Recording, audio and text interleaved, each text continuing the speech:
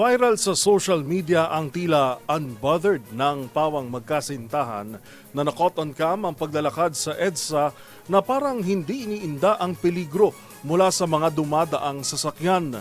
Instant katuwaan man ito online ay marami ring kumundina sa dalawa na naging perbisyo para sa mga driver na dumadaan.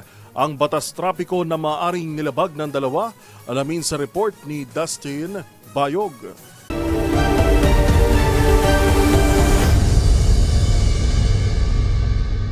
Sana all perwisyo. Ito ang hindi napigilang komento ng isang netizen sa nag-viral na video ng paglalakad na tila magkasintahan sa EDSA at parang walang pakialam sa mga sasakyang dumaraan. Aabot na sa higit 5.2 million views ito sa TikTok mula sa uploader na si Vluco Studio na mayroong higit kalahating milyong reactions. Ang naturang eksena ng dalawa ay isang malino na paglabag sa tinatawag na jaywalking.